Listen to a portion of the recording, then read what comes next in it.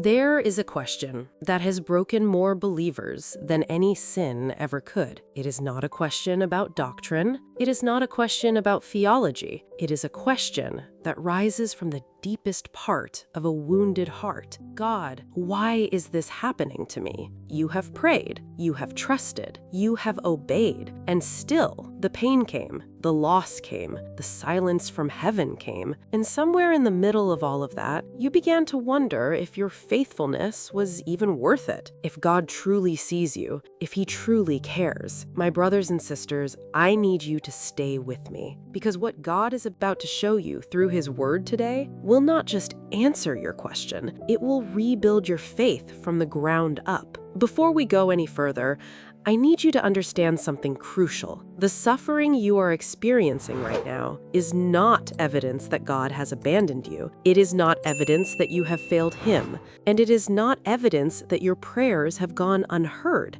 In fact, Scripture reveals something that will completely flip how you see your pain. The very people God trusted most in the Bible were the very people who suffered most, not in spite of God's love, but because of it. The first thing Scripture shows us is this: God does not send suffering to destroy you. He permits it to build you. There is a man in the Bible named Job. The Bible describes him in Job chapter 1, verse 1, as blameless, upright, one who feared God and turned away from evil. This was not a casual believer.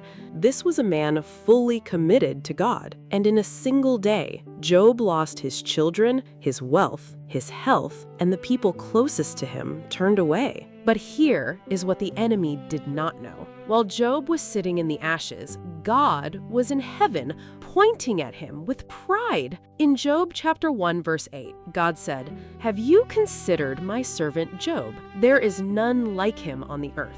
Do you understand what this means? While Job felt forgotten, he was actually being featured. While he felt like a failure, he was actually being celebrated.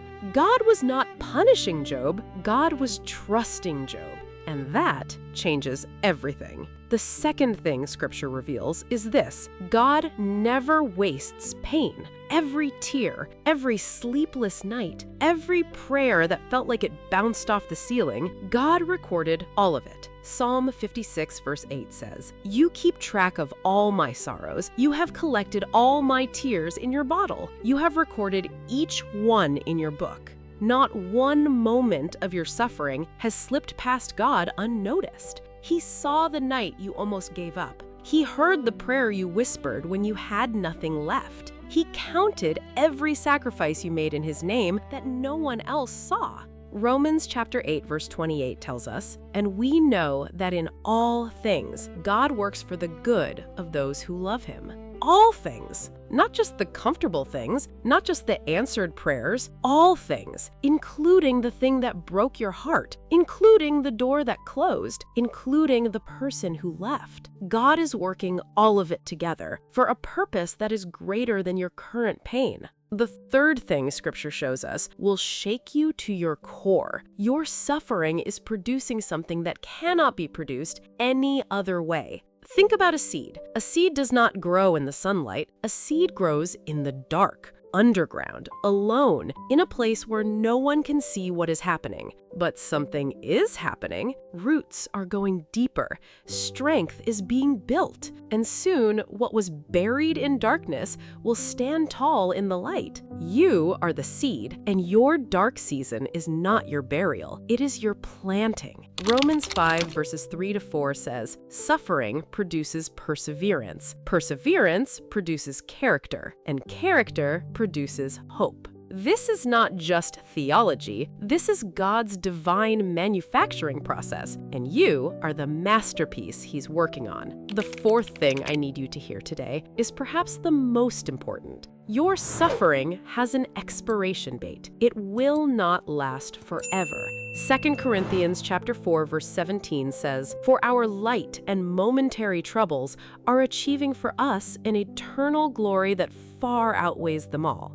Paul wrote those words from a prison cell after being beaten, after being shipwrecked, after being rejected, and he called it light and momentary. Not because the pain was not real, but because he had seen something greater. He had experienced the presence of God in the middle of his suffering. And once you experience God in the middle of your storm, you will never see the storm the same way again. So why do good people suffer most? Because God builds his greatest testimonies through his most trusted servants. He does not choose the most comfortable people to carry his greatest assignments. He chooses the ones who have been through the fire and still chose to trust him. Your suffering is not a sign that God has given up on you. It is a sign that he has not finished with you yet. The same God who brought Joseph from the pit to the palace, who brought David from the wilderness to the throne, who brought Paul from the prison to the purpose, is the same God who is with you right now, in your pit, in your wilderness, in your prison. He has not left, he has not forgotten, and he is not finished. If you are in a season of suffering right now, I want to speak directly to you. Do not give up. Do not let the silence convince you that God is absent. Do not let the pain convince you that you are forgotten. Do not let the closed door convince you that your story is over. Because the same God who raised Jesus from the dead can bring life to whatever feels dead in your situation right now. He specializes in the impossible.